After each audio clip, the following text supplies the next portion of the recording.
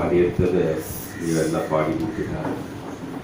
இருந்தாலும் மனம் திரும்புக பரலோராஜ்யம் சமீபமாக இருக்கிறது. என்ன தப்பு எப்போ சமீபமாக இருக்கிறது சொல்லுங்க பார்ப்போம். என்ன செஞ்சால் சமீபமாக இருக்கிறது? என்ன செஞ்சால் சமீபமாக இருக்குது? இப்போ மெயின் கரெக்ட் போனால் எங்கிட்டு போனால் சொன்னால் சாப்பிட்டுன்னு சொன்னால் நம்ம என்ன சொல்லுவோம்? எந்த பக்கம் நம்மளுக்கு தெரிஞ்ச பக்கத்தை சொல்லியிருக்கோம். ஆனால் வேதத்தில் எது வச்சா பரலோகத்துக்கு போகலான்னாக்க இது வரைக்கும் என்ன தெரியல, பக்கம் தெரியல, அவ்வளோதான். வேற எங்கே போகிறது? ஏதோ முடிஞ்சா போயிடும், முடியலன்னா ஆர்சி கல்றையிலே இருந்துடலாம். வேற வழி இல்லை. போகிறதுன்னா போவோம், இல்லாட்டி ஆர்சிலையோ உத்திரி மீதியோ எங்கேயோ இருந்துட்டு போயிடும். அதனால முதலாவது மரித்தவர்கள் பரலோகத்துக்கு போவாங்க. நம்ம முதலாவது மரித்தோம்னா ரெண்டாவது மரித்தோமா என்று தெரியாது. இருந்தாலும் வேதத்திலே நிறைய காரியங்களை பார்த்து கொண்டு இருந்தாலும் நான் பரலோகம் போக வேண்டுமானால் மத்தேயு 6ஆம் அதிகாரம் 33வது வசனம் சொல்லுகிறது, முதலாவது என்னத்தை தேடணுங்க? பரலோகத்துக்கு போன என்ன செய்யணும்? தேடி இருக்கமா? ஆசியில் பார்த்தீங்கன்னா இன்னைக்கு தேடிட்டு தான் இருக்காங்க. பரலோகத்தில் இருக்க எங்கள் பிதாவே உம்முடைய நாமம் அர்ச்சிக்கப்படுவதாக, இந்த பரலோகம் கீழே இறங்குவதாக. என்ன இருக்குது? அப்ப வேதத்திலே நிறைய காரியங்களை பார்த்து கொண்டு இருக்கிறோம். அப்ப படிச்சிருமா? அதை மட்டும் படிச்சிருமா? முதலாவது தேவனுடைய ராஜ்யத்தையும் அவருடைய நீதியையும் தேடுங்கள், அப்பொழுது இவைகளெல்லாம் உங்களுக்கு கூட கொடுக்கப்படும். எவைகள் எவை கூட கொடுக்கும்? சட்டி பானையெல்லாம் என்ன கூட கொடுப்பாரு? கூட எப்படிங்க கொடுப்பாரு? போட்ட தப்பா கூட கொடுத்தது. அப்ப அவர் சொல்றாரு, சங்கீதம், இது செய்தி இல்லை, இருந்தாலும் நான் பரலோகத்துக்கு போறதுக்கு சொல்றேன். சங்கீதம் 91:14-15-16 சீக்கிரம் படிச்சு முடிச்சு. அவன் என்னிடத்தில் வாஞ்சியாய் இருந்தபடியால் அவனை என்ன செய்வாங்க? அதுதாங்க உயர்ந்தது. நம்ம வீட்டிலேயே நம்மளை உயர்த்த மாட்டாங்க. நம்ம வீட்டிலேயே நம்மளை உயர்த்த கொட்டிட்டு என்ன செய்வாங்க? உட்கார், நில்லு, படு, ரொம்ப தொல்லை கொடுக்காது, இல்லை போ, வெளியே போ. ஆனா அவர் சொல்றாரு 14 சீக்கிரம் படிச்சிருங்க. இருக்கிறபடியால் யாருங்க?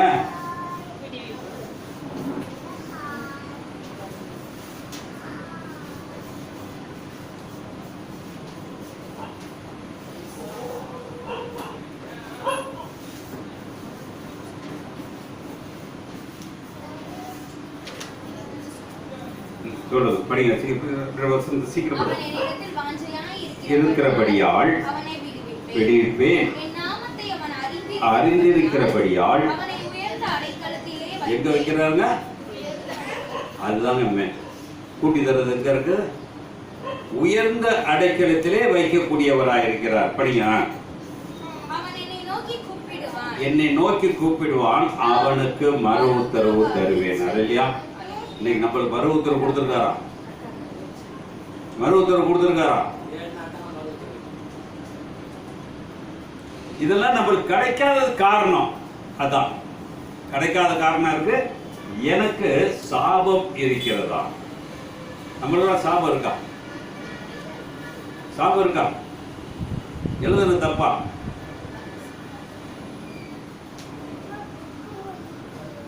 பூமியிலே பிறந்த ஆணும் பெண்ணும் சேர்ந்து பெற்ற பிள்ளைங்க அத்தனை பேர்த்துக்குமே சாபம் இருக்கிறது. ஒரு அழியா சொல்லுவோமா? அப்படிப்பட்ட ஒரு சாபத்தை நிவர்த்தி செய்யறதுக்கு எல்லாரும் சொல்லுவாங்க, இயேசு சிலுவையில சிந்திட்டாரு, சிலுவையில அடிச்சிட்டாரு, சிலுவையில கழிச்சிட்டாருன்னு. ஆனா மனுஷனுக்கு ஈஸியான ட்ராக் தான் தெரியுது, ஆனா கஷ்டமான ட்ராக் தெரிஞ்சுக்க முடிய மாட்டேங்குது. நான் 1ஆம் தேதி எடுத்த பொழுது இந்த சாபத்தை பத்தி நான் சொன்னேன். அவர் சொல்றாரு பாருங்க, நான் 1ஆம் தேதி என்ன படிச்சேன்? 7ஆம் அதிகாரத்திலே 23, 24, 25, 26 படிச்சேன். சீக்கிரம். அவருடைய ராஜாக்களை ஒப்பு கொடுப்பார். அவர்கள் பேர் வானத்தின் கீழ் இராதபடிக்கு அவர்களை சங்கரிக்க கடவாய். நீ அவர்களை சங்கரித்து தீரும் மட்டும் ஒருவரும் உனக்கு எதிர்த்து நிற்க மாட்டார்கள். ஒரு அல்லேலூயா சொல்லுவோமா? சாபம் யாருக்கு இருக்கு? ராஜாக்கே சாபம் இருக்கிறப்ப நம்மளுக்கு சாபம் இருக்குமா இருக்காதா? அடுத்த வசனம் சொல்றாரு, அவர்கள் தேவர்களின் விக்கிரங்களை அக்கினியினால் சுட்டெரிக்க கடவா. நீ அவைகளால் சிக்கிக் கொள்ளாதபடி நல்லா கேட்டுக்கங்க, நம்ம அவைகளால் சிக்கிக் கொள்ளாதபடிக்கு அவைகளில் இருக்கிற வெள்ளியையும் பொன்னையும் இச்சியாமலும் அதை எடுத்துக் கொள்ளாமலும் இருப்பாயாக. அவைகளும் தேவனாகிய கர்த்தருக்கு அருவருப்பானவைகள். சாபம் எப்படி வருதுங்க? இப்ப வேளாண்மை எல்லாம் போயிருக்கீங்களா? நம்ம எத்தனை தடவை போயிருக்கோம். அங்க பாத்தீங்கன்னா காலு, கை, கண்ணு எல்லாம் போடுவாங்க. அது எதுக்காக போடுறாங்க? எனக்கு இருக்க கஷ்டத்தை தீர்ந்து போச்சு, அந்த கஷ்டத்துக்கு பரிகாரம். சாபத்துக்கு ஒரு பரிகாரம். எதுக்கு பரிகாரம்? கண்ணு எங்க வேலை செய்யல, ஏதோ ஒரு சாபங்க. எங்க முன்னோர் செய்த சாபங்க, பின்னோர் செய்த சாபங்க, என் தாய் வயிற்றுல பிறந்த சாபங்க எல்லாம் படிக்க போறோம். இதை அந்த சாமியார் என்ன செய்வாரு? சாபத்தில் என்ன செய்யணும்? சுட்டரிக்க கடவான்னு சொல்றது. அந்த சாமியார் சுட்டரிச்சிருப்பாரா? தங்கத்தை வெள்ளியெல்லாம் உருக்கி விலை கொடுத்திருப்பார். உருக்கி இதை யாராச்சும் நம்ம போய் கேட்க முடியுதா? இப்ப படிச்ச பார்த்தீங்களா 25ல, அவரோட தேவனுடைய விக்கிரங்களை அக்கினியினால் சுட்டரிக்கப்படுவாய். நீ அவைகளை சிக்கிக் கொள்ளாதபடிக்கு அவைகள் இருந்து வெள்ளியையால் பொன்னையாவது இச்சியாமல் அதை எடுத்துக் கொள்ளாமலும் இருப்பாயாக. அது கர்த்தருக்கு, தேவனாகிய கர்த்தருக்கு அருவருப்பு. என்னக்கே நம்ம போய் கேட்கிறோமா? இந்த மெழுகுத்தி முழுங்க கூட கடைசியில் ஒழுங்கு வரைக்கும் நோண்டி சிஸ்டர் என்ன செய்வாங்க? நோண்டி அதை உருக்கி 10 மெழுகுத்தி இருந்தா அதுல 8 மெழுகுத்தி திருப்பி வந்துடும். நம்ம காசு கொடுத்து யாருங்க வாங்கிட்டு போறோம்? அந்த சாபமானதை வாங்கிட்டு போய் சாபத்துக்கு வைக்கிறோம். தெரிஞ்சுக்கணும். ஏன்னா தெரியாத காரியம் நிறைய. வேதம் தெளிவாக சொல்லுகிறது, இந்த சாபம் ஏன் வந்துச்சு, அந்த சாபத்தினால ஏன் நான் இன்னைக்கு வரைக்கும் சாபமா இருக்கிறேன். ஆதியாகமம் கடைசி வசனத்தை படிச்சு முடிச்சிருமா? சாபத்துக்கு பாத்தீங்களா, இவ்வளவுத்தையும் என்கிட்ட இருந்துச்சுன்னா சாபத்துக்கு உள்ளாகாதபடி நம்ம வீட்டுல என்ன இருக்குது? கோயில்ல கொடுத்தாங்கன்னு வாங்கிட்டு வருவோம்.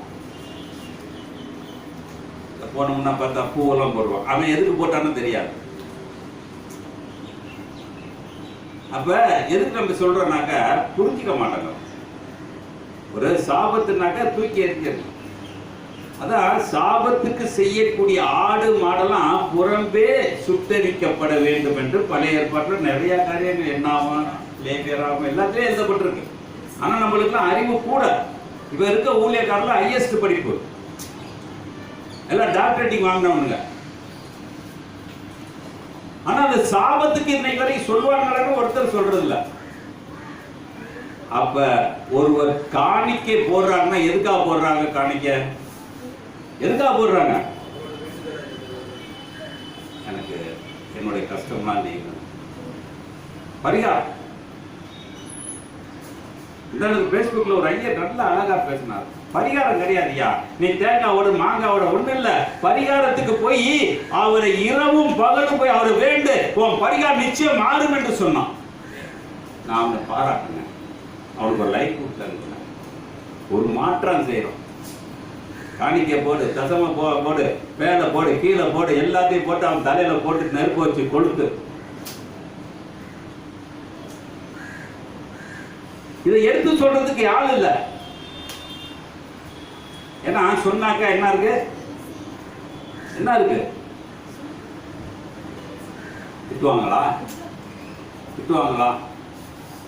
ஆனா அவர் சொல்றாரு, அப்படிப்பட்ட பொருளை சீ என்று வெறுத்து முற்றிலும் அருவருப்பானாய் அதை சாபத்திற்கு உள்ளாகாதீங்க. நம்ம எப்படி இருக்கோம், அச்சீன்னு போட்டுருணும். நம்ம இன்னைக்கு ஒரு போடுவோமா, தங்கத்தை போட்டு போடுவோமா? எங்க அம்மா சொல்லுச்சு, எனக்கு ஏதோ ஒரு வியாதி வர்றப்ப நான் தாலியை கழட்டி போடுறேன்னு சொல்லியிருந்துச்சு.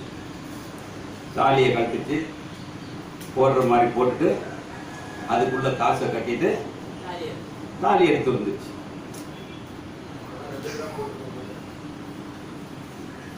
அந்த வேளாங்கண்ணி மாதாவுக்கு தெரியுமா? அப்புறம் நாங்கள் வேளாங்கண்ணி அடிக்கடி போவோம்.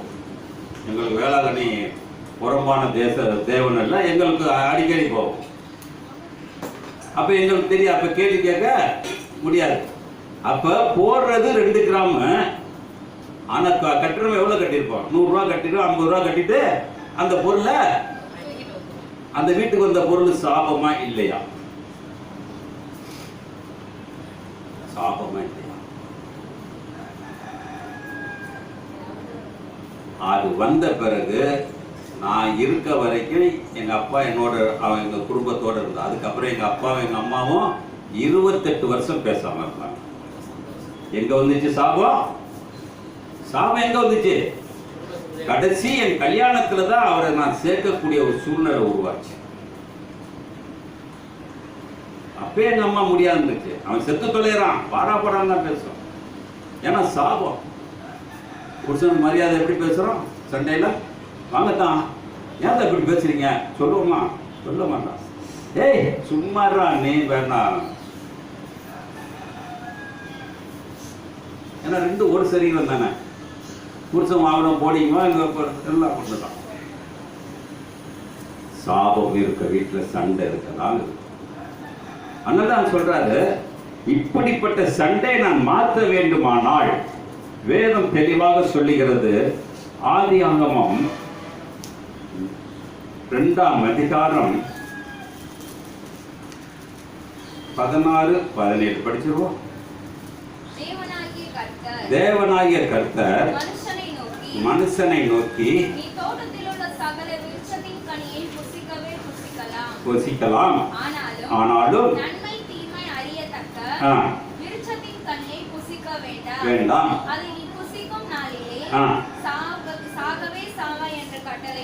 இது என்ன சாபமா ஆசீர்வாதமாங்க? இது சாபமா ஆசீர்வாதமா? நல்லா புரிஞ்சு படிச்சுக்கோங்க. ஏன்னா வேதம் நல்லா சொல்லுகிறது. அதே சொல்றாரு, அதே 3ஆம் அதிகாரம் 17வது வசனம் சொல்றாரு, நோக்கி என்ன சொன்னாருங்க? இப்ப யாருடைய வார்த்தைக்கு செவி கொடுத்தான்? ஆதாம. அப்ப சாபம் எங்க இருக்குது? சாபம் எங்க இருக்குது? படிமா, சீக்கிரம் படிச்சிருமா. நோக்கி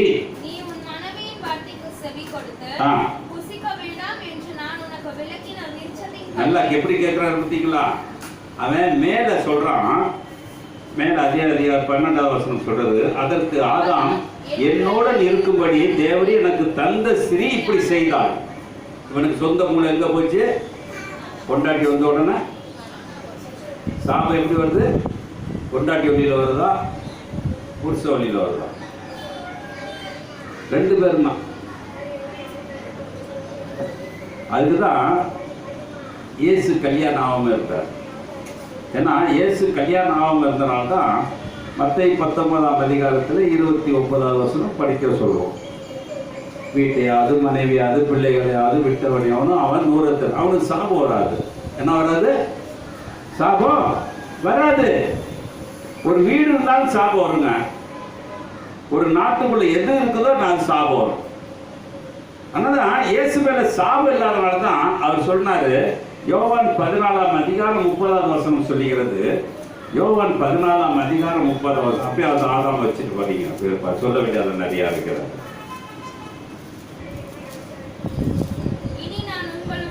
நான் இனிமேல் உங்களுடன் அதிகமாய் பாருங்க.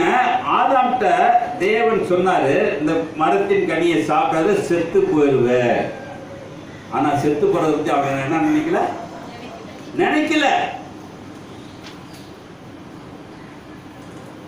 அப்ப அது சொல்றாரு, அப்படி செத்து போயிருவேங்கிறனால தான் நான் உங்களிடம் அதிகமா இனிமேல் பேச வேண்டிய அவசியம் இல்லை. படிங்க, சீக்கிரம் படிச்சிருக்கேன். இல்லை, பாத்தீங்களா? நீங்க யார்கிட்ட பேசிட்டு இருக்கீங்க? ராத்திரி பகல யார்கிட்ட பேசுறோம்? ஆண்டோட்ட பேசுறோம் பொய் சொல்றோம். கிறிஸ்தவனே பொய்காரன் தான் நான் சொல்லுவேன். நிறைய முக்கால்வாசி நேரம் 24 மணி நேரத்துல 23 மணி நேரம் பிசாசிட்ட தான் பேசிட்டு இருக்கோம். படிச்சு முடிச்சிருமா சீக்கிரம். பேசுவதில்லை, இந்த உலகத்தின் அதிபதி வருகிறான். நான் சொல்றாருங்க, சாபம் கொண்டு வர்றவன் யாரு? சாபம் கொண்டு வர்றவன்? உலகத்தின் அதிபதி. படிக்க போறோம், எல்லாமே எல்லாத்துக்குமே லிங்க் இருக்கு. அப்போ உலகத்தின் அதிபதி வரானாக்க அவன்கிட்ட என்றா ஒண்ணு இல்லைன்னு சொல்ல முடியுமா? ஊழியக்காரன் சொல்ல முடியுமா? அப்ப ஒருத்தன் போக மாட்டான், போக விட மாட்டாங்க, போகவும் மாட்டாங்க. அப்படிப்பட்ட காரியத்தை ஆதாம் பார்த்து சொல்றாரு. ஆதாம் 3:17 சொல்றாரு. பின்பு அவர் ஆதாமை நோக்கி, நீ மனைவியின் கொடுத்து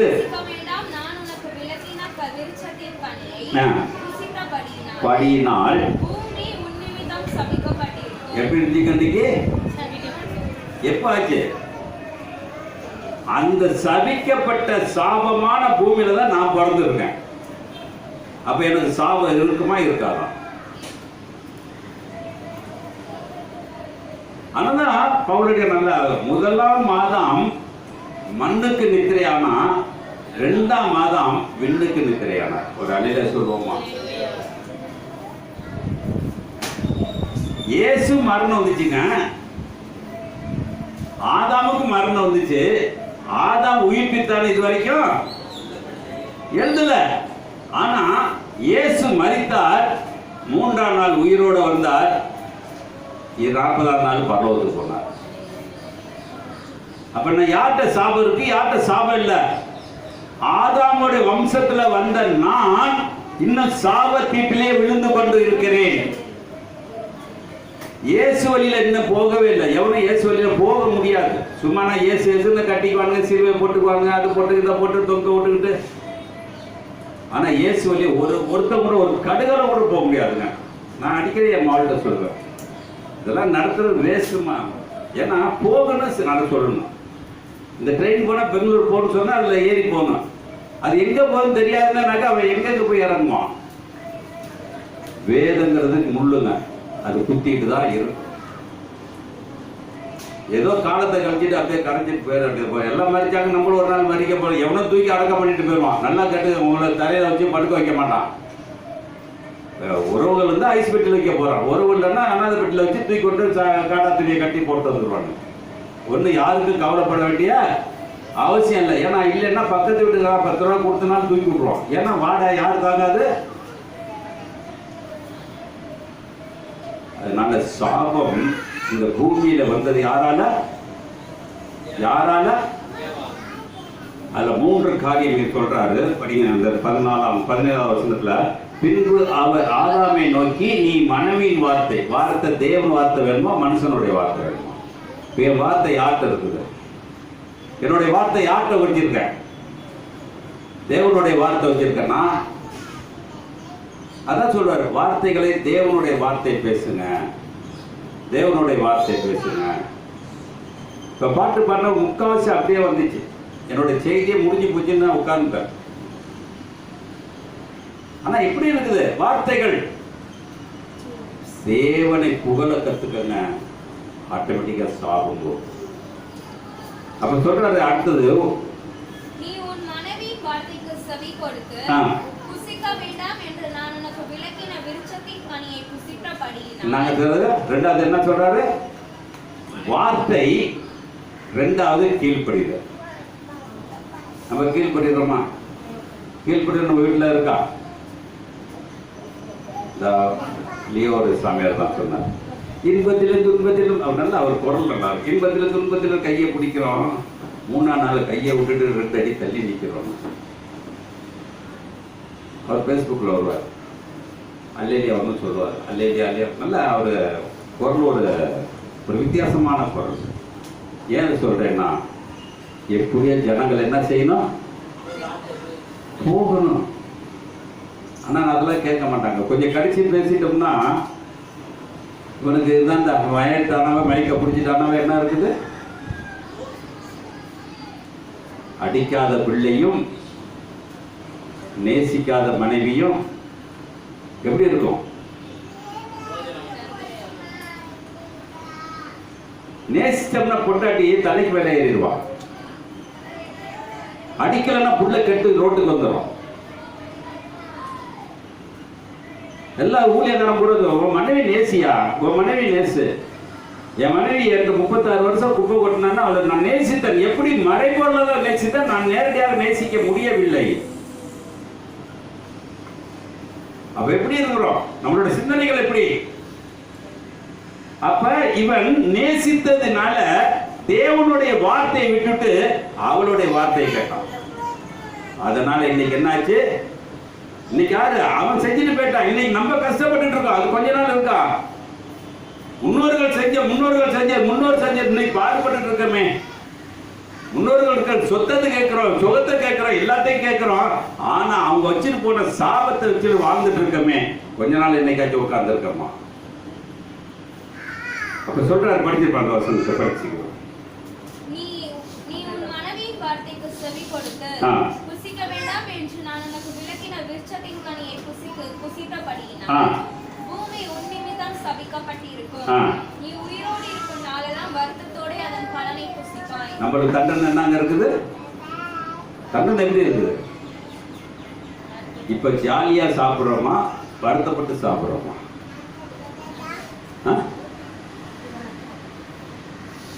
ஆனா வருத்தப்பட்டு சாப்பிட்டு பார்க்கணுங்க.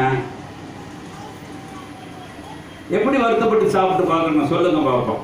எப்படி ஒரு ஐடியா சொல்லுங்களேன். வேதத்தில் நிறைய காரியங்கள் இருக்குது. எப்படி வருத்தப்பட்டு சாப்பிடணும்? என் சாபம் போக வேண்டுமானால் நான் வருத்தப்பட்டு சாப்பாடு சாப்பிடணும். ஏலியுடைய வாழ்க்கையிலே எப்படி இருந்துச்சு? ஏலியுடைய வாழ்க்கையில எப்படி இருந்துச்சு? ஆத்தங்கரையில உட்காந்துதான் எப்ப காக்காவை நினைச்சு பார்த்தானா? அவனுக்கு எப்படி பசி இருக்குது? யாரும் எழுதியிருக்காங்களா? இல்லை.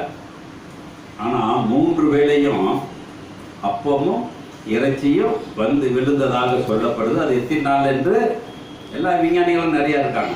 6 மாசம் 9 வருஷம் கடல் வத்தி தண்ணி போச்சு, ஆற்று தண்ணி ஒண்டியா வருது, ஆற்று தண்ணி குடிச்சிருப்பாங்க. சொல்லுங்க பார்ப்போம். அதுதான் சாபம். எது சாபம்? இன்னைக்கு பாருங்க, காவிரியத்துல கொள்ளடத்துல நல்ல தண்ணி நிறைய போகுது. இப்ப போய் என்ன செய்யறது? இப்ப போய் எல்லாம் விளைஞ்சது என்ன செய்யும்? எல்லாத்தையும் அழிக்குது. தண்ணியை வாழ்த்துவானா சாவ விடுவானா? இந்த சனியன் தண்ணி பாரு இந்த நேரத்தில் வந்து நேற்று ஜப்பான்ல போய் பெரிய புயல். ஆனா இன்னைக்கு நம்மளுடைய சிந்தனை, நம்மளுடைய செயல், இந்த சாபம் போக வேண்டுமானால் நான் என்ன செய்ய போறோம் சொல்றாரு. 4ஆம் அதிகாரத்திலே 6வது வசனம் படிங்க. அப்பொழுது கர்த்தர் காயினை நோக்கி, உனக்கு ஏன் எரிச்சல் உண்டாயிற்று? என்னங்க நம்மள்ட்ட என்ன இருக்கு? சாபம் போகாத காரணம்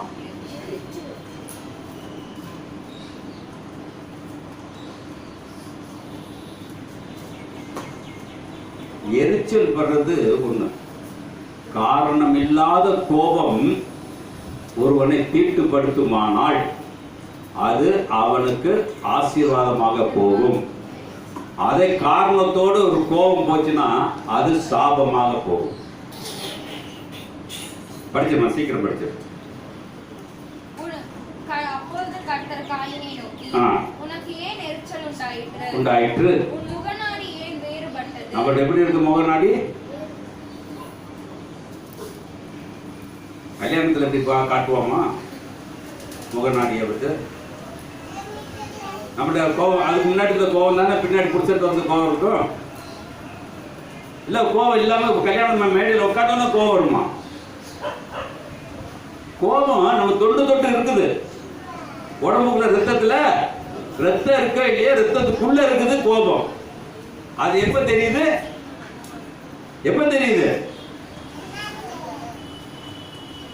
நேற்று வரைக்கும் அத்தாங்க, அடுத்த நாள் என்ன இருக்கு? பொத்தான், அப்புறம் செத்தான். அத்தான் பொத்தான், அடுத்த செத்தான். என்ன செய்யறது? கல்யாணங்கிற ஒரு மோகம் என்ன செய்யுது மனுஷனை? மோகம் ஆயப்பன் செஞ்ச சாபங்க. ஏன்னா இயேசு கிறிஸ்து அன்னைக்கே செஞ்சார். மரியாளுக்கு தெரியாதா இயேசு கல்யாணம் பண்ணணும்னா? கல்யாணம் பண்ணது தெரியுமா தெரியாதா? என்ன கேட்டு ஏதாச்சும் ஒரு தேவாலயத்தில் போய் பொண்ணு பார்த்துருப்பாங்களா? சொல்லுங்க பார்ப்போம். கரெக்டா கல்யாணம் ஆகுறப்ப மரியாதை விட்டு கிளம்பிட்டார். ஒரு அலையில சொல்லுவோமா இருந்தா என்ன செஞ்சிருப்பாங்க? அவளை மாட்டி போட்டு சாபத்துல உள்ள விட்டுருப்பாரு. அதனால கரெக்டா அந்த நேரத்தில் என்னாச்சு? 30 வயதுல எங்க போயிட்டாரு? ஆத்தங்கரைக்கு போயிட்டாரு. என்னன்னாக்க, நான் ஒரு பிரம்மச்சாரி. ஞானசானம் எடுத்தவன் எப்படி இருக்கணும்? இருக்காங்களா? எந்த ஊழியக்காரன் இருக்கிறான்? ஆனால் ஐயன் இன்னைக்கு வரைக்கும் செய்யறான். அந்த தேவாலயத்துக்கு போகும்போது அவன் சாமி கும்பிட்டு போற நல்ல முனிக்கு போவான். ஏன்னா அப்ப நான் ஒரு குடும்பம்னா கழுவிட்டேன், நான் உன்னோட சன்னிதானத்து வருவேன், நான் சிங்கிளா வரேன்னு வரோம். ஆனா நம்ம எப்படி இருக்கிறோம்? மனைவியும் கூட்டுக்கோ, பேர பிள்ளையும் கூட்டுக்கோ, எல்லாத்தையும் கூட்டிட்டு தான் மாரடிச்சுட்டு இருக்கோம் சபைக்குள்ள. அப்ப நம்முடைய சிந்தனைகள் ஆனாதான் இப்படி எரிச்சல் இருக்கனாலதான் தேவன் ஆதியாகமம் 6ஆம் அதிகாரம் 6வது வசனம் சொல்லுகிறது, ஒரு அலையில சொல்லுவோமா? என்ன சொல்றாருங்க?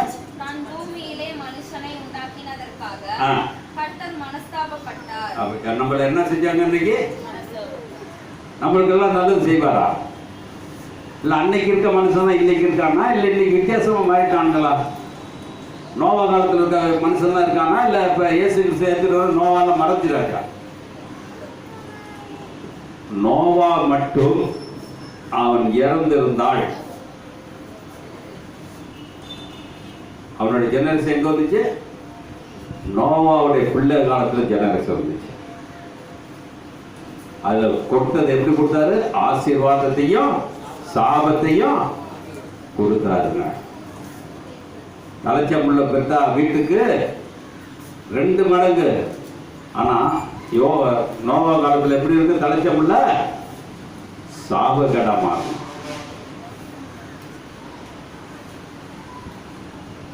அப்ப வீட்டுக்கு அவன் தான் தலைச்சமுள்ளன்னு அவனுக்கு தான் 2 பங்கு. அவன் தான் எல்லாம் செய்யணும், அவன் தான் வீட்டுக்கு பாதுகாத்துக்கணும். இல்ல அவன் தான் சாபமா இருக்கணும். அந்த சாபத்தை கட்டி தட்டிட்டு போயிட்டாங்க. ஆனா இன்னைக்கு என் வாழ்க்கை மாற வேண்டுமானால் சாபம் எனக்குள் இருக்க வேண்டாம். எப்படி சாபம் எனக்குள் இருக்காது? சாபம் எப்படி மாறும்? அதே ஆதியாகமம் 27ஆம் அதிகாரம் 10வது வசனத்தை படிங்க. உன் தகப்பன் தாம் மரணமடையும் முன்னே உன்னை ஆசீர்வதிக்கும்படி அவர் புசிப்பதற்கு நீ அதை அவரிடம் 12 மணி நேரம் ஆகுது.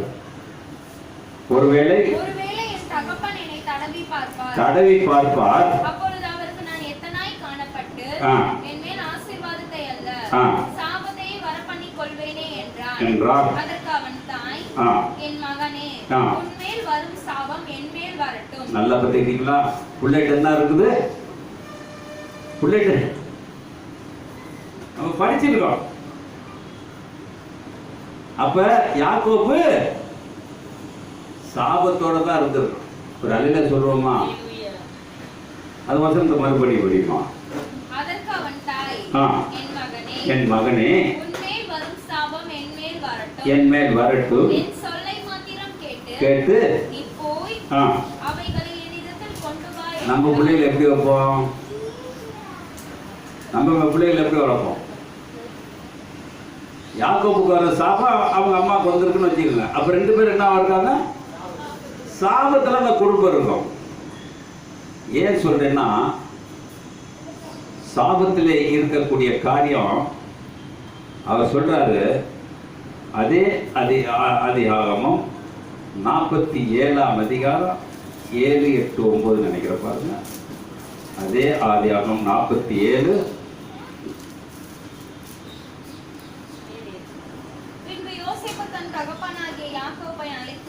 அழைத்து கொண்டு அவனை பார்வோனுக்கு முன்பாக நிறுத்தினான். நல்லா கேட்டுக்கங்க, அவனுடைய சாபம் எப்படிங்கிறத வருது பாருங்க. அவனை பார்வோனுக்கு முன்னாடி கொண்டாந்து பாரு, பெரிய பணக்கார, வசதி வாய்ப்பு எல்லாம் இருக்க இடத்துல கொண்டு போய் நிக்க வைக்கிறாரு யாக்கோப. அப்ப அவனுடைய வார்த்தை வருது பாருங்க, சீக்கிரம் படிங்க. யாக்கோபு பார்வோனை ஆசீர்வதித்தான். பார்வோன் யாக்கோபை நோக்கி, உன் வயது என்ன என்று கேட்டார். அதற்கு யாக்கோபு, நான் பரதேசியாய் சஞ்சரித்த நாள். எப்படிங்க சாபம் எப்படி இருக்குங்க? எப்படி? யாக்கோபு எத்தனை பிள்ளைங்க? 13 பிள்ளைங்க. 13 பிள்ளை பத்தி 4 பொண்டாட்டி 13 பிள்ளைகளை பெற்று அவன் சொல்றான், நான் பரதேசி. சாபம் எப்படி இருக்குது? என்னதான் வசதி வாய்ப்பு இருந்தாலும் குடும்பத்துக்குள்ள சாபம் இருக்கதான் செய்யும். எத்தனை பொண்டாட்டி கட்டினாலும் சரி, எத்தனை பிள்ளைகளை பெற்றாலும் சரி, சாபம் அந்த வீட்டில் தங்கிதான் இருக்கும். படிச்சிருக்கோம், சீக்கிரம் படிச்சிருக்கோம். பரதேசியாய் சஞ்சரித்த நாட்கள். அவன் வயசை எப்படி சொல்றான் பார்த்தீங்களாங்க? நீங்க கேட்ட அப்படி இருப்பேன். எனக்கு ஆயுசு நாட்களை கூட்டி கொடுத்துட்டார். சங்கீதத்தை படிச்சிருப்போம், படிக்க விட்டாச்சு. ஆயுசு நாட்களை எதுக்கு கூட்டி கொடுத்துருக்காரு? சாபத்துல கூட்டி கொடுத்திருக்கிறாரு. எதுல கொடுத்திருக்காரு?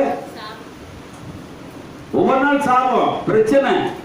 வெளியே போயிட்டு வீட்டுக்குள்ள நுழையிறப்ப பிரச்சனை எல்லாம் வந்துருப்போமா?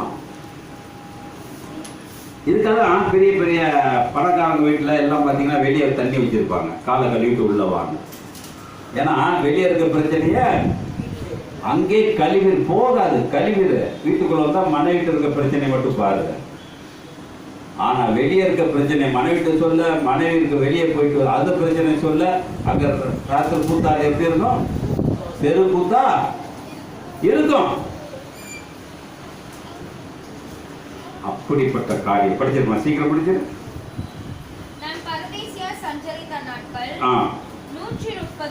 பாருங்க, அவன் எவ்வளவு கஷ்டப்பட்டானா. அவங்க அப்பா அவனை ஆசீர்வதிச்சாரா இல்லையா? அவன் ஆசீர்வதிச்சாரா இல்லையா? ஆசீர்வதிச்சுட்டாரு. அவனுக்கு ஆசீர்வாதம் வந்துச்சா? அதுக்குதான் நீதிமொழியில சொல்றாரு. நீதிமொழிகள் 27ஆம் அதிகாரம் 13, 14 நினைக்கிற பாருங்க, சீக்கிரம். நீதிமொழிகள் 27, 13, 14 பாருங்க. அந்நியனுக்காக பிணைக்கப்படுகிறவனுடைய வஸ்திரத்தை எடுத்துக்கொள். அந்நிய ஸ்திரீக்காக ஈடு வாங்கிக்கொள்.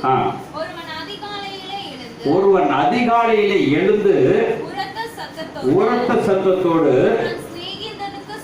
சொல்லும் ஆசீர்வாதம் சாபமாக மாறி போய்விடும். ஒரு அழில சொல்லுமா? அப்ப எப்படி இருக்கிறோம்? நம்மளோட சிந்தனைகள் எப்படி? அப்ப என்னதான் வீட்டுல உட்கார்ந்து ஜெபம் பண்ணாலும் ஆசீர்வாதம் வருமா, சாபம் வருமா? என்ன வரும்?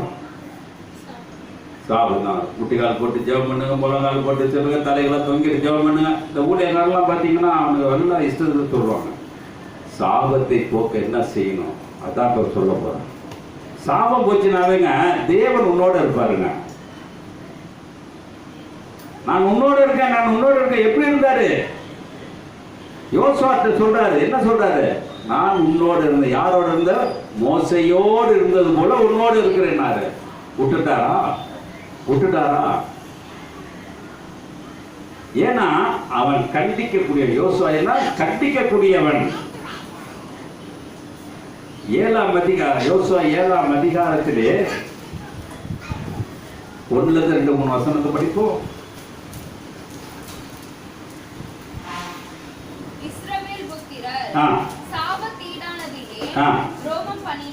என்ன பண்ணாங்களா? எங்க சாபத்திட்டு இருந்துச்சு? எங்க சாபத்திட்டு இருந்துச்சு? எரிகோ பட்டணத்தை 7 நாள் 6ஆம் அதிகாரத்தில் படிச்சு பார்த்தது. எரிகோ பட்டணத்திலே 6 நாள் சுத்திட்டு 7ஆம் நாள் சுத்தும் பொழுது அந்த பட்டணத்திலே உள்ளவர்கள் எல்லாம் கொன்று போட்ட பொழுது நம்மளாட்ட கிறிஸ்தவ என்ன செஞ்சான்? எரிகிற வீட்டுல புடுங்கிற ஆதாயம் என்று புடுங்கிட்டு வந்தான். யோசுவா சொன்னான், இஸ்ரவேல்கள் பாவம் செஞ்சிட்டாங்களே, சாபம் வந்துச்சுங்க.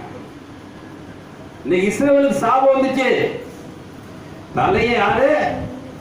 யாக்கோப் இஸ்ரவேல் என்று பேர் எடுத்தவன். அவன் சாபம் இன்னைக்கு வரைக்கும் நம்மள்ட்ட என்ன இருக்குது? அப்படிப்பட்ட ஒரு காரியம். படிக்க சீக்கிரம் படிச்சிருக்கான். ரோகம் பண்ணினார்கள். எப்படி எனில் யாங்க எத்தனை பேர் சொல்றாங்க? லிஸ்ட் போட்டு சொல்றாருங்க. இவ்வளவு பேர்த்து என்ன செய்யற? 10வது வசனம் அப்படிங்க. அதுல நோக்கி எழுந்திரு. பாருங்க, எங்க போய் படுத்திருந்தாங்க? எங்க போய் படுத்திருந்தான்? இந்த சாபத்தலங்கள்ட்ட போய் நான் படுத்திருக்கேன், எனக்கு மனசு கஷ்டமா இருக்கு, அதனால உன்னுடைய சன்னிதானத்தில் வந்து படுத்திருக்கான். அப்ப யோசுவாட்ட கடவுள் பேசுறாரு. படிக்க சீக்கிரம் படிச்சுங்க. பாவம் செய்தார்கள். என்னன்னு செஞ்சாங்க? இன்னைக்கு சொன்ன ஊழியக்காரன் கேட்கிறான்னா இல்லையா? உனக்கு கார் வேணுமா? ஆசீர்வாதம். உனக்கு நல்ல பொண்ணு வேணுமா? ஆசீர்வாதம்.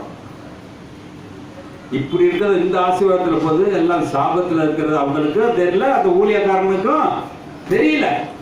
ஆனா இவர் சொல்றான் பாருங்க, நான் சொன்ன வார்த்தையெல்லாம் இஸ்ரேல் ஜனங்க கேட்கலையே. கேட்கலங்க. நான் இங்கே சத்தியத்தை எப்படி எல்லாம் சொல்லியிருக்கேன், ஆனா எல்லாரும் கேட்க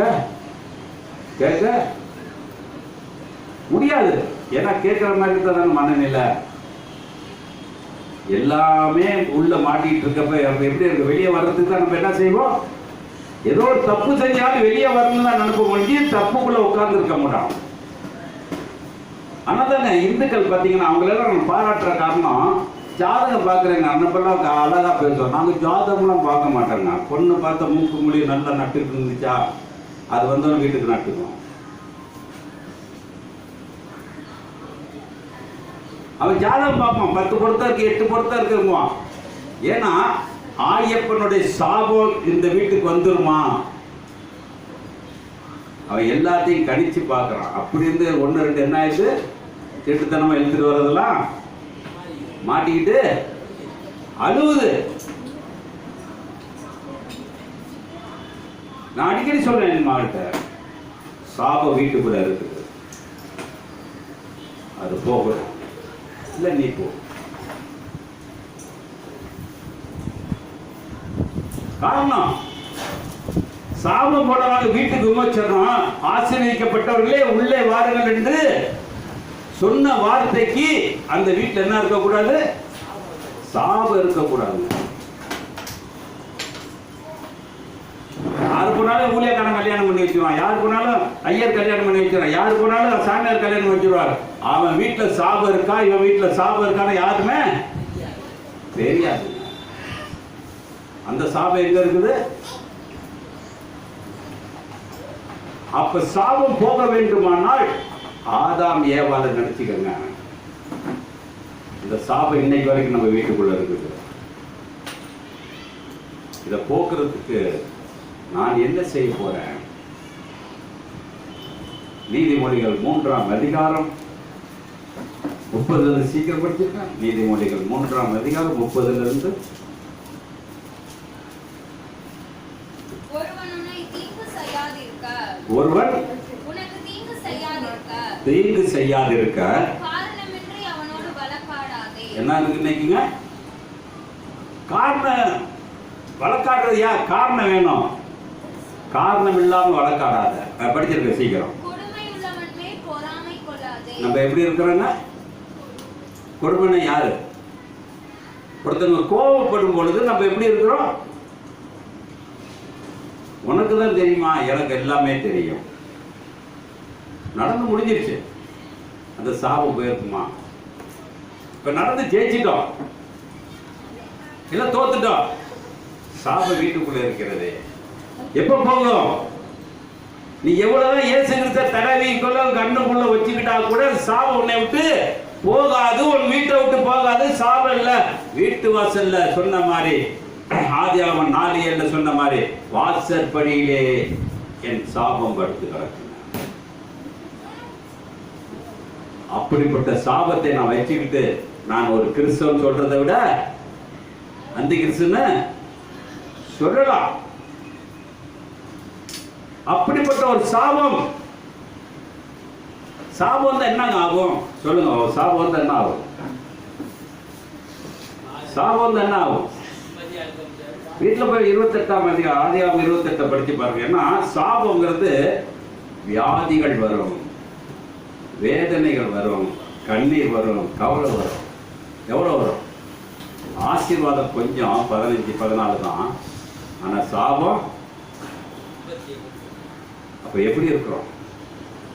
ஒருத்தனுக்கு என்ன வியாதின்னு தெரியல. எனக்கு 4 மாசமா ஒரு வியாதி என்னன்னு தெரியல மாட்டேங்குது. சில நேரம் நல்லா இருக்கு, சில நேரம் இல்லை. நிற்கவும் இல்லை, கால் வலிக்குது. காரணம் சாபம் எங்க இருக்குது?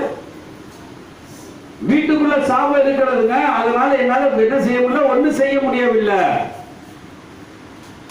சாபம் இருந்தா அலக்கழிச்சுட்டே இருக்கும். என்ன இருக்கும்? அலக்கழிச்சுட்டே இருக்கும். அப்ப இன்னைக்கு என் தேவன் என்னோடு இருப்பாராமா? படிப்பா, சீக்கிரம் படிச்சு முடிச்சிருப்பான். ஒருவன் உனக்கு தீங்கு செய்யாதிருக்க தீங்கு செய்யாதிருக்க காரணமின்றி அவனோடு வழக்காடாதே. காரணமின்றி அவனோடு வழக்காடாதே. கொடுமையுள்ளவன் மேல் பொறாமை கொள்ளாதே. பொறுமை கொள்ளாதே. அவனுடைய வழிகளில் ஒன்றையும் தெரிந்து கொள்ளாதே. என்னங்க இருக்கு? சாபம் எப்படி வருங்க? எப்படி இருக்கும்? இந்த பொம்பளை எல்லாம் பேசுவாங்க, ஆம்பளை எல்லாம் பேசுவாங்க. பார்த்துருக்கீங்களா? உன் புருஷன் எப்படி இருக்கான்? அவனை ஏன் கல்யாணம் பண்ணேன்னு சொல்லிட்டா போதும். அவன் நல்ல டீச் பண்ணி நல்லா அழகா சொல்லுவான். என் புருஷன் இப்படி தாண்டி இருந்தான், அவனுக்கு நான் இது மாதிரி செஞ்சேன், ட்விஸ்ட்டு கொடுத்த மாதிரி அவன் உடனே மாறிட்டான் தெரியுமா? அதே பாடப்பட அதே நினைச்சிட்டு வர வீட்டுக்கு வந்து இப்படி சொன்னான். இவன் புருஷன் நான் பார்ப்போம், அச்சு விதி வச்சுட்டு இது தாண்டா எனக்கு ஏன் நண்பர்கள் சொன்னாங்கன்னு. சாபம். சிந்திங்க. காது கேட்கறது சிந்திங்க. கேட்கறதுனால தாங்க இன்னைக்கு சாபம் பூமி பூரா அப்படியே இருக்கு. பூமி சாபிக்கப்பட்ட பூமியில நான் வாழ்ந்துட்டு இருக்கேன். அப்ப அந்த சபிக்கப்பட்ட பூமியிலிருந்து நான் வாழ வேண்டுமானால் படிச்சிருப்பான். சீக்கிரம் படிச்சிருப்பான். என்னன்னு சொல்றாங்க நம்மளாம்? மாறுபாடுன்னு என்ன அர்த்தம்? மாறுபாடுன்னு என்ன அர்த்தம்? மாறுபாடுன்னு என்ன அர்த்தம்? நிமிஷத்துக்கு நிமிஷம் பச்சைவந்தி மாதிரி மாறுறது, நிமிஷத்துக்கு நிமிஷம் வார்த்தையை மாத்துறது, நிமிஷத்துக்கு நிமிஷம். அப்ப சொல்ற படிச்சிருப்பான். அருவருப்பானவன் யார்கிட்ட இருக்குங்க? நீதிமான்கிட்ட யாரோட ரகசியம் இருக்குது? தேவனுடைய ரகசியம் இருக்குதுங்க. எப்படி இருக்கும்? இப்ப சொல்றோம் சங்கீதம் 40 எழுதிட்டாரா? என்ன எழுதினாரு? அது எதுக்கு எழுதினாரு? நம்ம உடனே சொல்லுவோம் பச்சை பாலிட்டு போனனால எழுதிட்டாரு. அது படிச்சு முடிச்சிருவோம். சீக்கிரம் படிச்சு முடிச்சிருப்போம். அருவருப்பானவன் இருக்கிறது. நம்ம எல்லாம் வீடு எப்படி இருக்குங்க? துன்மார்க்கனுடைய வீட்டிலே சாபம் இருக்கும், நீதிமான் வீட்டிலேயோ ஆசீர்வாதம் இருக்கும். எப்படி இருக்குங்க? அது படிமா, அந்த வசனத்தை படிமா. மாறுபாடுள்ளவன் கர்த்தருக்கு அருவருப்பானவன். நீதிமான்களோடு அவருடைய ரகசியம் இருக்கிறது. துன்மார்க்கருடைய வீட்டில் கர்த்தரின் சாபம் இருக்கிறது. துன்மார்க்கருடைய வீட்டுல இப்ப வீட்டுல சண்டை சச்சரவுமா இருந்தாக்கா அந்த வீட்டுல ஆசீர்வாதம் இருக்குமா சாபம் இருக்குமா? என்ன இருக்கும்? இல்ல சும்மா சொல்லுங்க. என் வீடு ஒண்ணுதான்.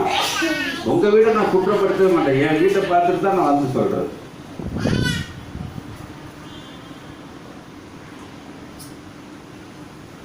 அப்ப சாபம் எப்படி இருக்குன்னா, நான் மாற முடியல, மாற தெரியல, மாறதுக்கு வழி இல்லாமல் போய் கொண்டு இருக்கிறோம். அதனால துன்மார்க்கன் வீட்டிலே சாபம் இருக்கும், நீதிமான் வீட்டிலே ஆசீர்வாதம் இருக்கும். எந்த வீடுங்க, எந்த ஊழியக்காரங்க நீதிமானா இருக்கலாம் சொல்லுங்க பார்ப்போம். நீதிமானா இருக்கான்? நீதிமானா இருக்க முடியுமா? நீதிமானுக்கு ஒரு கால் தூசியே இல்லை. இயேசு ஒரு இடத்துல சொல்றார், நீ என்னிடத்தில் பாவம் உண்டு என்று சொல்லு, அப்பதாங்க நீதிமான. இங்க நீதிமான் சொல்றதுக்கு வழி இல்லை. அது சொல்ற படிக்கிறது சீக்கிரம் படிச்சிருங்க.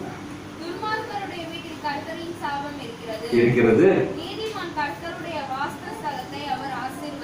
நாங்க சொல்றாங்க நீதிமன்ற வாசஸ்தலம் எப்படி இருக்குது? அங்க ஆசீர்வதிக்கப்பட்டவர்கள போர்டு மட்டும் போட்டிருப்பாங்க. அந்த வீட்டுக்குள்ள நுழைஞ்சு ஆசீர்வாதம் வருமா? ஒரு ஊழியக்காரரை கேட்டேன், எங்க போறீங்க? ஒரு வீட்டுல பிரச்சனையா? எந்த வீடுங்க? ஏன்னா ஏற்கனவே 2-3 தடவை நான் போயிட்டு வந்துட்டேன். அதனால என்னால் அந்த பிரச்சனை தீர்க்க முடியலட்டு வேற ஒரு ஊழியக்காரர் கூப்பிட்டுவாங்க. அவர் சொன்னோன்னே பார்த்தீங்கன்னா வீட்டுக்கு முன்னாடி வசனம் படிச்சிங்களாண்ணா? படித்தேண்ணா. வீட்டுக்குள்ள வர்றவங்க ஆசீர்வதிக்கப்பட்டவர்கள் போட்டிருக்கோம். உள்ள என்னங்க இருந்துச்சு? ஐயோ நான் ஏண்டா போனேன்னு தெரியலண்ணா. தெரிஞ்சவண்ணா. ஏன் சொல்றேன்னா, இன்னைக்கு மக்கள் மாறுறது இல்லை. மாறுறதுக்கு எவனாச்சும் ஒரு காயை நவுத்திட்டு போகணும். மாறுறதுக்கு எவனோட ஒரு காயை நவுத்திட்டு போகணும். அப்ப சொல்றாரு, படிச்சிருமா சீக்கிரம், கடைசி வசனத்தை படிச்சிரு. ஆசீர்வதிக்கிறார். யாருங்க இகழ்வர? இப்ப நம்ம இகழ்றோமா நீதிமானா இருக்கிறோமா? சொல்லுங்க பாப்போம், எப்படி இருக்கிறோம்? அதனால்தான் வேதம் தெளிவாக சொல்லுகிறது. 2 சாமுவேல் 11ஆம் அதிகாரம் 12ஆம் அதிகாரம் 9வது வசனம் 10வது வசனமும்.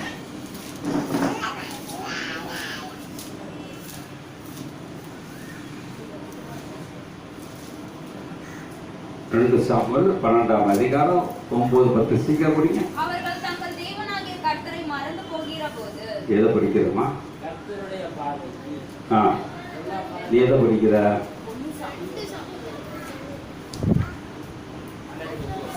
இப்ப என்ன எங்க இருக்குது?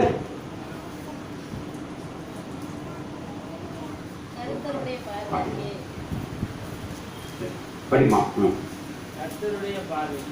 கர்த்தருடைய பார்வைக்கு யாருக்கு செஞ்சா அவனை விடுங்க, தாவீதை விடுங்க. நான் செய்யறேனா இல்லையா? கர்த்தருடைய பார்வைக்கு செல்றோமா? ஒரு சண்டை போடுறப்ப கர்த்தர் இருப்பாரா இருக்க மாட்டார்? இந்த வீட்டுக்குள்ள இருக்க மாட்டார். அவர் பார்த்துட்டு இருப்பாருல்ல, பார்த்துட்டு இருப்பாரு, இருக்க மாட்டாரா? வாழ்த்துறப்ப பார்த்துட்டு இருப்பாரு. பிள்ளைக்கு ஜெபம், பரீட்சைக்கு போறப்ப ஜெபம் பண்ணுவோம்.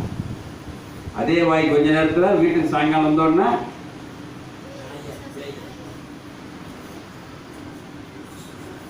கர்த்தர் அங்க இருக்கிறாரு, இதையும் பார்க்கிறாரு, இதையும் பார்க்கிறாரு.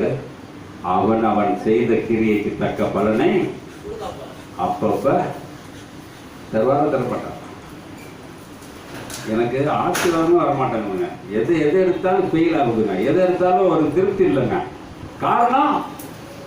காரணம் நீ சாபத்தோடே வாழ்ந்துட்டு இருக்க. சாபத்திலிருந்து வெளியே வா. சாபத்திலிருந்து வெளியே வர்றதுக்கு என்ன வழியை பாரு. படிமா, சீக்கிரம் படிச்சிருமா.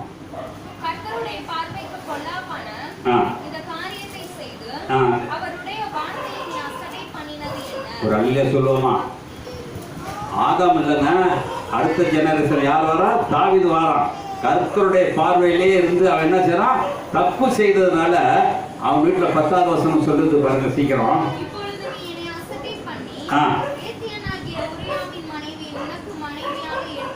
எடுத்துக்கொண்டபடியால் பட்டயம் என்றைக்கும் உன் வீட்டை விட்டு விலகாதிருக்கும். என்ன இருக்குங்க? சாபம் எங்க இருக்குது? நான் எத்தனையோ ஊழியக்காரன் கேட்டேன், இந்த பட்டயத்தை தாவீதிலிருந்து எடுத்துட்டாரா எடுக்கலையான்னு ஊழியக்காரன்ட்டே கேட்டேன். இதுவரைக்கும் ஒருத்தனா தாவீது வம்சத்துல இயேசு பிறந்தாரு. அதுதான் நான் சொன்னேன், தாவீது வம்சத்துல இயேசு பிறந்தா உண்மை. ஆனா தாவீதால எடுக்க முடியாததை இயேசு சிலுவையில எடுத்தார். ஒரு அல்ல சொல்லுவோமா? தாவீதால எடுக்க முடியல. அவங்க இன்னைக்கு வரைக்கும் சாபம் இருக்குது. அப்படிப்பட்ட ஒரு தாவீதை தேவன் சொல்றாரு. 10 வருஷம் சீக்கிரம் படிக்க முடியுமா? சீக்கிரம். என்னை அசட்டை பண்ணி பாருங்க. அடுத்த பொருள் மேல ஆசைப்படுறது தப்புங்கிறதை நான் அடிக்கடி சொல்லுவேன். அடுத்த பொருள் மேல தப்புங்கிறது ஈஸியா இருக்கும். படிங்க. பட்டயம் என்றென்றைக்கும் உன் வீட்டை விட்டு விலகாது இருக்கும். விலகாது இருக்கு. அடுத்த வருஷத்தை படிமா. கர்த்தர் சொல்கிறது என்னவென்றால், இதோ நான் உன் வீட்டில் பொல்லாப்பை உன்மேல் எழும்ப. அவனுடைய சாபம் எப்படி இருக்குது? அவனுடைய சாபம் எப்படி இருக்கு? நீ வீட்டுக்குள்ள சைனிச்ச எல்லா இப்ப வெளியே இருக்க பொம்பளை பிள்ளைலாம் எந்த ஜெனரேஷன்ல வந்தது? தாவீதோட வம்சத்துல பிறந்த பிள்ளைங்க பூரா ரோட்ல லவ் பண்ணி, ரோட்ல நாரி, ரோட்ல சிரிக்கிட்டு இருந்தது. சாபம் பார்த்தீங்களா? எங்க இருக்குது? வேதத்துக்குள்ள இருக்குது. படிமா. அந்த வசனத்தை சீக்கிரம் படிச்சு முடிச்சிருக்கோம்.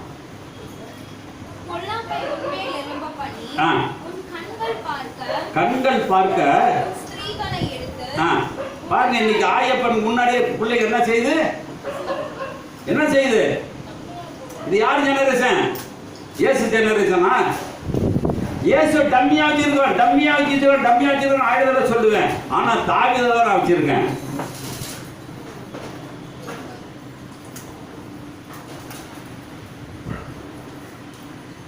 படிக்கலாம். அந்த வசனத்தை படி சீக்கிரம் படி. எடுத்து அடுத்தவனுக்கு கொடுப்பேன். அடுத்தவனை யாரு? சாபம் உள்ளவனுக்கு கொடுக்க போற. கண்ணுக்கு தெரிஞ்ச கல்யாணம் பண்ணி கொடுப்ப. அவன் ஒரு சாபத்தீட்டுக்காரன், அவனுக்கு கொடுக்க போற. அவன் கருத்துக்குள்ள இருக்காங்க, கழுத்துக்குள்ள கூட இருக்க மாட்டான். அடுத்த வசனத்தை படிங்க. நீ ஒளிப்பிடத்தில் செய்ததை சூரியனுக்கு முன்பாகவும் செய்விப்பேன் என்று சொன்னார். ஒரு அலையில சொல்லுவோமா? சாபம் எப்படிங்க இருக்கு? இன்னைக்கு சாபம் எப்படி இருக்கு? அன்னைக்கு சொன்ன சாபம் தாங்க இன்னைக்கு பொம்பளை பிள்ளைகள்லாம் இப்படி நாரிட்டு போகுது. ஒரு பிள்ளை இன்டர்நெட் வரலாம், குழந்தை பிறந்திருக்குன்னா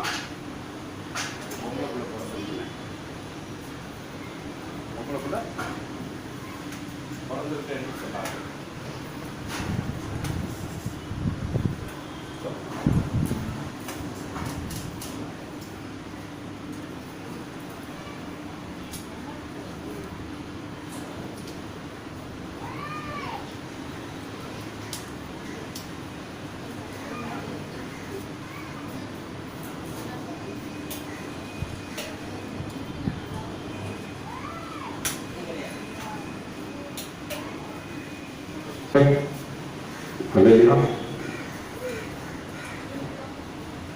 மைக்கே சாபத்தில்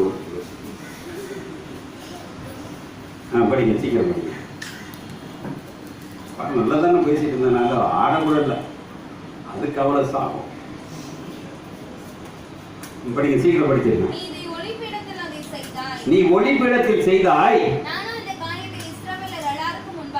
எல்லாருக்கும் முன்பாக. எப்படி இருக்கு? பேஸ்புக்ல பாத்தீங்கன்னா நிறைய காரியங்களை பார்க்கலாம்.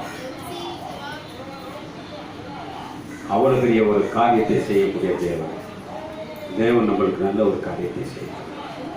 சாபம் எங்க இருக்குது? தாவீதுக்கு வந்து சாபம் எங்க வந்துச்சு? நம்ம குடும்பத்துக்கு வந்திருக்குங்க. அப்படி சொல்லுங்க. இயேசு நான் ஏத்துக்கிறனால இயேசுடைய சாபம் எனக்கு வரல, இயேசுவோட ஆசீர்வாதம் வரல, தாவீதை ஏத்துக்கிட்டு இருக்கேன். நான் இன்னைக்கு தாவீது வம்சம் தான் என் வீட்டுல இருந்துட்டு இருக்கு. இயேசு ஏத்துக்கலன்னா ஞானசான் எடுக்கிறாங்க, திருவருந்தம் வாரம் எடுக்கிறாங்க, மாசத்துக்கு எடுக்கிறாங்க, நாளுக்கு எடுக்கிறாங்க. ஆனா அந்த வீட்டுல என்ன இருக்குது? அந்த வீட்டுல என்ன இருக்குது? சாபங்கள் நிறைந்திருக்கிறது. அப்படிப்பட்ட சாபம் எங்க இருக்குது? அப்ப சொல்றாரு வேதத்திலே நிறைய காரியங்களை பார்த்து கொண்டிருந்தாலும் படிச்ச 4 வருஷம் தொடர்ந்து முடிச்சது. அப்பொழுது தாவீது நாத்தானிடத்தில் என்ன செய்றாங்க? கர்த்தருக்கு விரோதமாக பாவம் செய்தேன் என்றார். கர்த்தர் தாவீதை நோக்கி, நீ சாகாதபடிக்கு கர்த்தர் உன் பாவம் நீங்க செய்தார். நீ சாகாதபடி செஞ்சிட்டாரு. ஆனா சாபத்தை என்ன செஞ்சிட்டாரு? வெளியே விட்டுட்டு போயிட்டாரு. ஆனா இன்னைக்கு எனக்குரிய காரியம், தேவன் நம்மளுக்கு நல்ல காரியத்தை வைத்திருக்கிறார். சாபம் எப்படி இருக்கு? நம்ம வீட்டுல சாபம் இருக்குதா? இல்ல எனக்கு சாபம் இருக்குதா? இருக்குதா? எனக்கு சாபம். ஆசீர்வதிக்கப்பட்டான் புகழெல்லாம் ரூபன்கள் ஆசீர்வதிக்கப்பட்டான்லாம் போடும். அவன் 1000 சாபத்துல இருக்கிறான். இருந்தாலும் அவனுக்கு என்ன இருக்குது? ஆசீர்வாதம், ஆசீர்வாதம், ஆசீர்வாதம். எதுல ஆசீர்வாதம்? ஆனால் வேதம் சொல்லுகிறது, ஆசீர்வதிக்கப்பட வேண்டுமானால் நான் தரித்திரனா இருக்க வேண்டும். நான் தரித்திரனா இருக்க வேண்டும். அப்ப எப்படி இருக்க? எங்க ஆசீர்வாதம் வரும்? வேதம் தெளிவாக சொல்லுகிறது.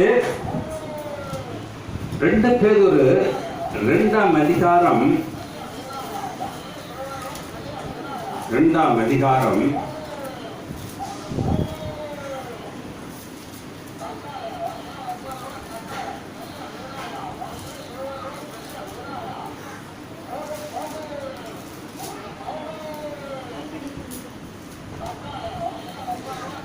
2 பேதுரு 2ஆம் அதிகாரம் 10ஆம் வசனம். விசேஷமாக அசுத்த இச்சையோடு மாமிசத்துக்கு ஏற்றபடி நடந்து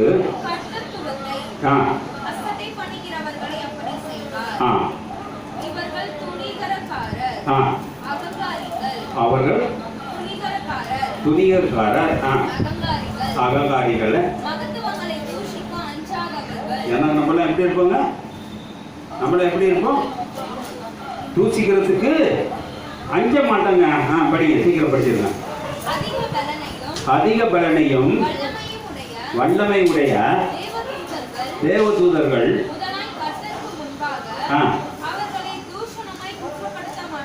மாட்டார்கள். உண்டான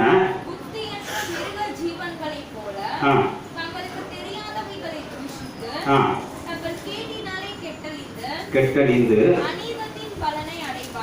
எப்படிங்க அடைவாங்க? நம்மளுக்கு இருக்கா? நம்மளுக்கு இருக்கா? அடுத்த வசனத்தை சீக்கிரம் படிக்கிறேன். நம்ம எப்படி வாழ்றோம்? இன்னைக்கு எப்படி வாழ்றோம்? ஒரு நாள் வாழ்ந்தா போதுங்க. நிம்மதியா வாழ்ந்தா போதும். சொல்றோமா?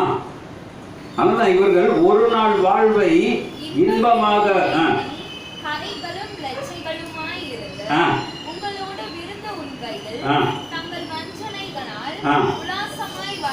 வாழ்கிறார்கள்.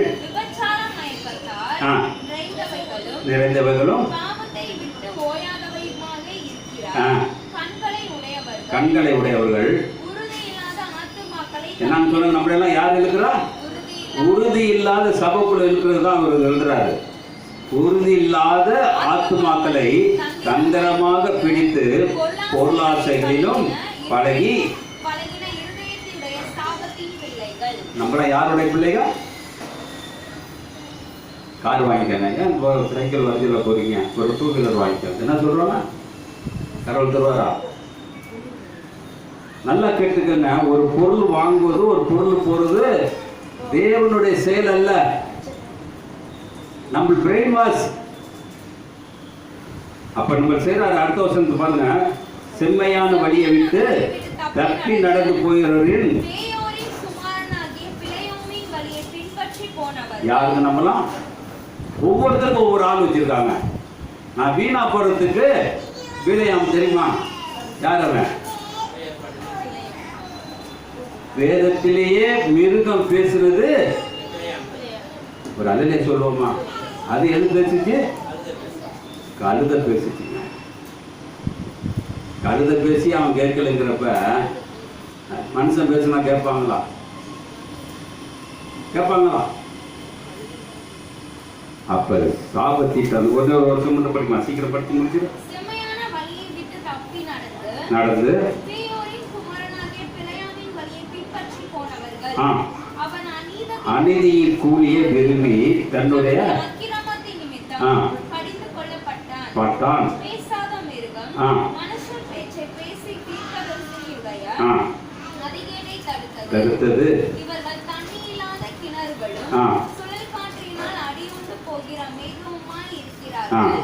என்றென்றும் உள்ள காரிருளு இவர்களுக்கு வைக்கப்பட்டிருக்கிறது. வஞ்சகமாய் நடக்கிறவர்களிடத்திலிருந்து அரிதாய் தப்பினவர்களிடத்தில் இவர்கள் அகந்தையான வீண் வார்த்தைகளை பேசி மாமிச இச்சைகளினாலும் காம விகாரங்களினாலும் அவைகளை தந்திரமாய் பிடிக்கிறார்கள்.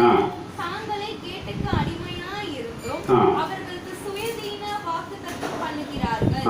எதினால் ஒருவன் ஜெயிக்கப்பட்டிருக்கிறானோ அதற்கு அவன் அடிமைப்பட்டிருக்கிறானே. எதுக்கு ஜெயிக்கப்பட்டிருக்கோம் இன்னைக்கு? உலகத்துக்கா இல்ல தேவனுக்கா? எதுக்கு ஜெயிக்கப்பட்டிருக்கோம்? அப்ப பேதருடைய வாழ்க்கை, நம்மளுடைய வாழ்க்கை எப்படி இருக்கும்?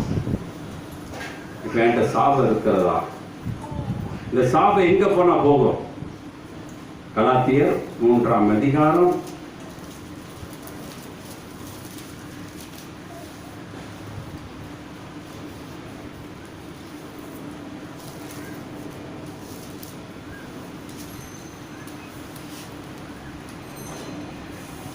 11 படிமா. நியாயப்பிரமாணத்தினாலே என்ன சொல்றாங்க? நியாயப்பிரமாணத்தினாலே ஒருவனும் தேவனிடத்தில் நீதிமானாய் இல்லை என்று இருக்கிறது. ஏனெனில் எழுதியிருக்கிறது அல்ல. நம்ம என்ன செய்யணும்? நீதிமான் என்ன செய்யணுமா? விசுவாசம் போகாத, அதை பத்தி செய்யு, அதுபடி நடந்து வா, அதுபடி நடந்து காட்டு. ஆனா நம்ம கேட்டுட்டு உட்கார்ந்துருக்கோம், நடக்கிறதுக்கு வழி இல்லை. அதான் சொல்றாரு, மரத்தில் தூக்கப்பட்டு எழுதியிருக்கிறபடியால் சாபமாக்கி ஒரு அல்ல சொல்லுவோமா? இப்ப எங்க போனா சாபம் போகும்? சொல்லுங்க. இப்ப எங்க போனா சாபம் போகும்? எங்க போனா அந்த வசனத்தை திருப்பி பண்ணி படிமா. மரத்தில் தூக்கப்பட்ட எவனும் படியே கிறிஸ்து நமக்காக சாபமாகி நியாயப்பிரமாணத்தின் சாபத்திற்கு நம்மை நீங்களாக்கி மீட்டுக் கொண்டார். எதுக்கு? இப்ப நான் யார்கிட்ட போகணும்?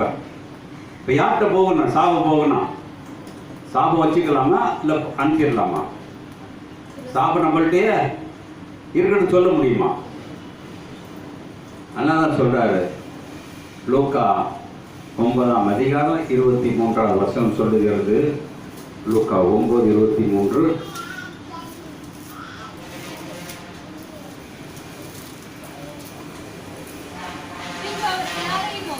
பின்பு எல்லாரையும் நோக்கி, நல்லா கேட்டுக்குங்க,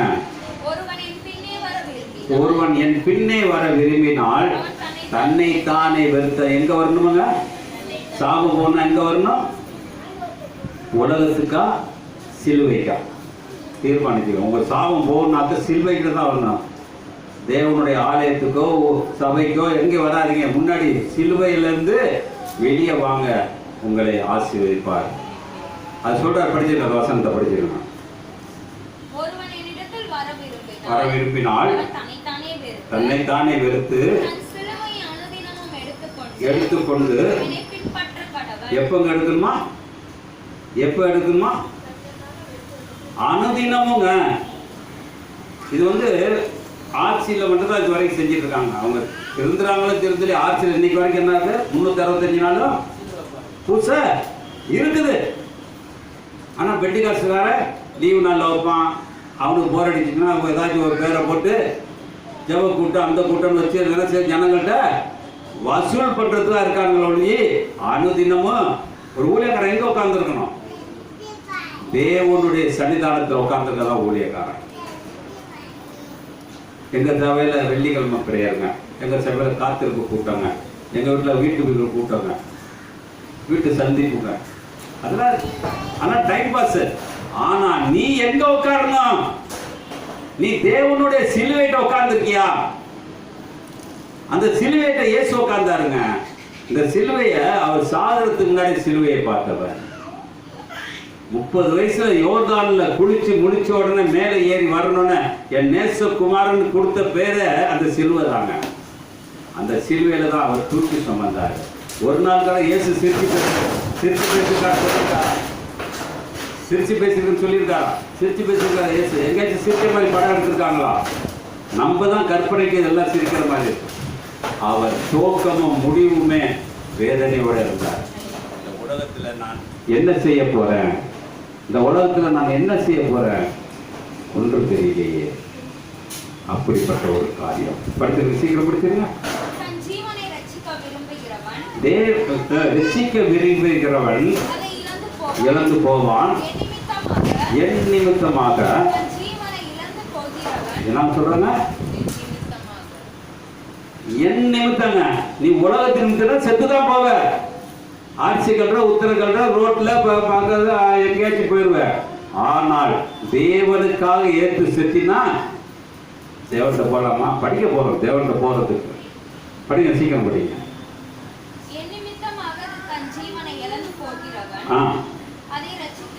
ரட்சித்துக் கொள்வான். மனுஷன் உலகம் முழுவதையும் ஆதாயப்படுத்திக் கொண்டாலும் என்ன இருக்கு? இன்னைக்கு லாபம் எதுல இருக்குது? லாபம் என்ன இருக்குது? பிள்ளைகளை படிக்க வச்சு எல்லாம் வச்சு கல்யாணம் பண்ணி கொடுத்தோன்னா எவ்வளவு பிரச்சனை வருமா? அல்ல லாபம் வருமா? பிரச்சனை தான் வரும்.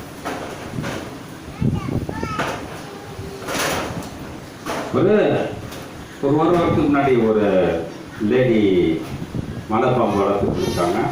நீங்கள் பார்த்தீங்களா வரலன்னு தெரியல. அந்த மலைப்பாம்பு கரெக்டாக அந்த ஆகாரம் போட்டுக்கிட்டு இருந்தாங்க. ஒரு நாள் அந்த மலைப்பாம்புக்கு பசி வந்ததுனால அந்த மலைப்பாம்பு அந்த பாட்டியை பார்த்துட்டு, வயசான அந்த அம்மாவை பார்த்துட்டு இருக்கு. அப்போ மலைப்பாம்பு அதை பார்த்துட்டு இருக்கும் பொழுது அந்த டாக்டர் வந்து வாரத்து ஒருக்கா வருவார்.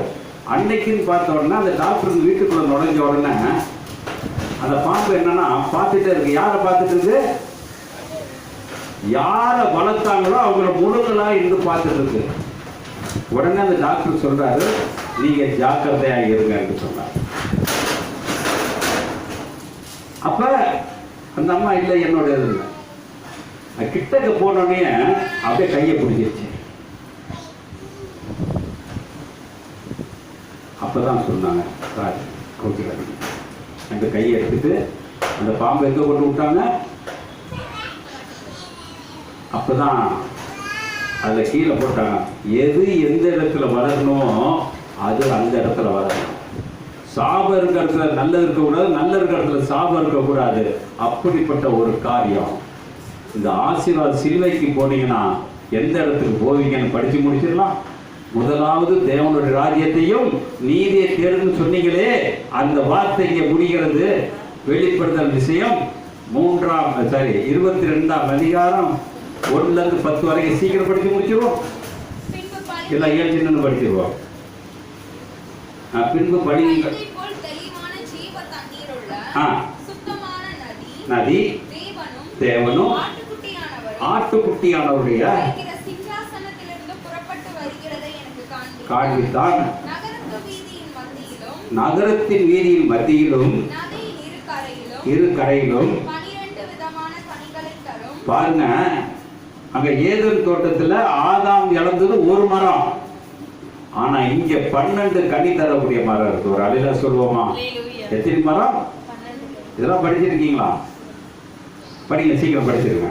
12 விதமான கனிகளை தரும் ஜீவ விருட்சம் இருந்தது. கொடுக்கும்.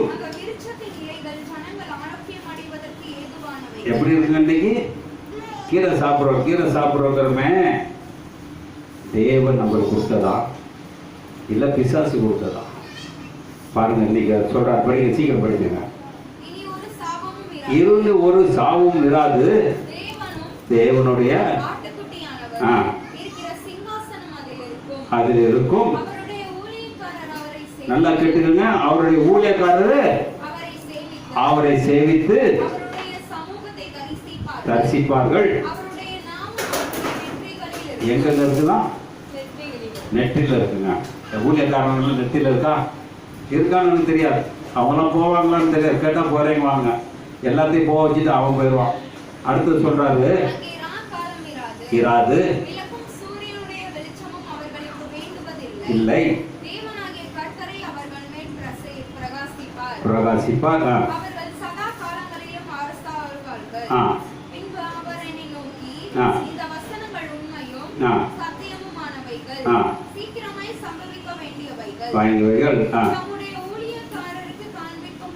காமிக்கும் பொருட்டு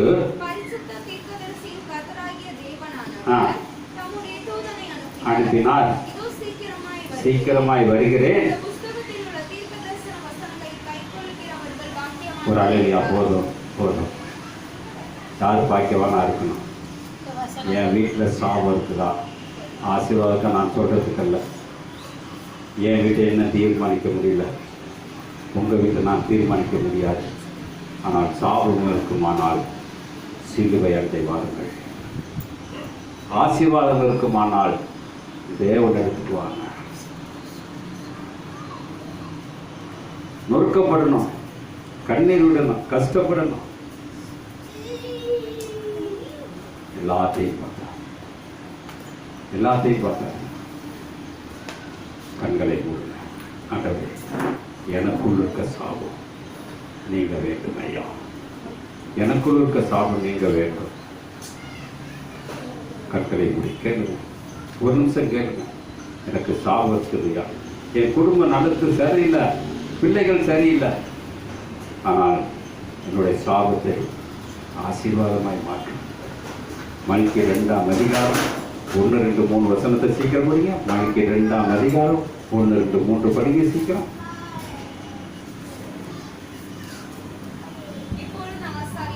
இப்பொழுது ஆசாரியர்களே, எந்த கட்டளைங்க?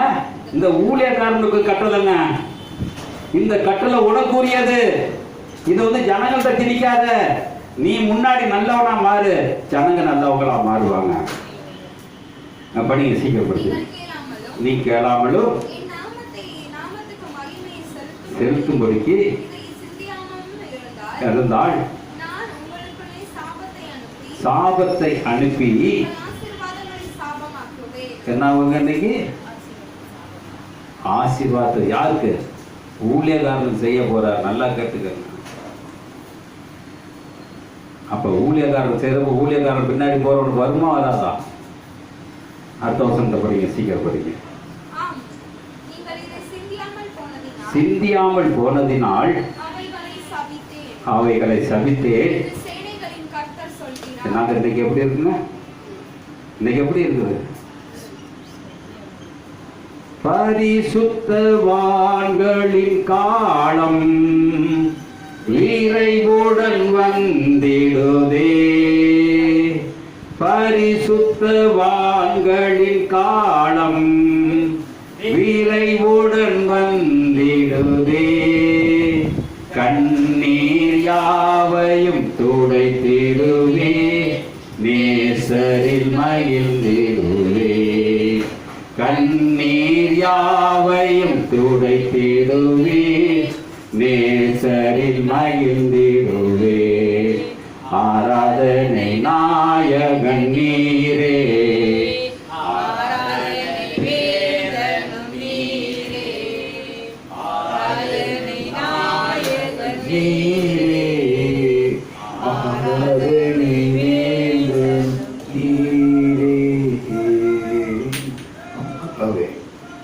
ஐசு நாட்கள் எல்லாம் எங்கள் சாபங்கள் அந்த நீக்கி வந்தது. பரலோகத்தில் எங்கள் வருவதற்கு நாங்கள் சாஸ்தியத்தை எங்களை கொடுத்திருக்கிற கர்த்தாவே மக்கள் நன்றி செலுத்துகிறோம். உபாக புத்தகம் 30ஆம் அதிகாரம் 14, 15 படி அவன் முன்பாக வாழ்வை, சாவை, நீரை, நெருப்பை நான் வைத்திருக்கிறேன். இதை விரும்புக, நீ எடுத்துக்கொள்ளும் மகளே. அப்ப அந்த சாபங்களை ஆண்டவரை நாங்கள் இன்றைக்கு நாங்கள் முன்பாக வைத்துக் கொண்டிருக்கிற நன்மை செய்த வாழலாம், நீ பாவம் செய்த சாபம் வாசல் படியில் படுத்திருக்கும் என்று சொல்லி இந்த வேலை கூட இந்த சாபங்களை ஆசீர்வாதமாக எங்களை மாற்றி கொடுத்து அந்த செம்மையான வழியில் ஆண்டவரை விண்ணகத்துக்கு வருவதற்காக ஒரு இடத்தை எங்களுக்கு அப்போ அந்த வெளிப்படுத்த விசேஷம் 22ஆம் அதிகாரம் 1லிருந்து நாங்கள் 7 வரைக்கும் நாங்கள் வாசிக்கும் போது கர்த்தாவே எங்களுக்கு அந்த வெளிப்படுத்துகிறீரே, அதற்காக நன்றிகள். எங்கள் குடும்பங்களின் பிள்ளைகள், எங்கள் பேர பிள்ளைகள், வரக்கூடிய சந்ததிகள் அனைவரை மாற்றி ஆசீர்வாதமாக மாற்ற செய்வதற்காக கோடி நன்றி செலுத்தி ஆண்டவர் மீட்பெருச்சவருமாக இயேசுவை கருத்தில் ஒப்பு கொடுக்கிறோம். நல்ல பிதாவே, என் ஆத்துமாவே கர்த்தரை ஸ்தோத்திரி, என் முழு உள்ளமே பரிசுத்த நாமத்தை ஸ்தோத்திரி. என் ஆத்துமாவே கர்த்தரை ஸ்தோத்திரி, கர்த்தர் செய்த சகல உபகாரம் மறவாதே. ஆமென். அல்லேலூயா, அல்லேலூயா, அல்லேலூயா. Praise the Lord.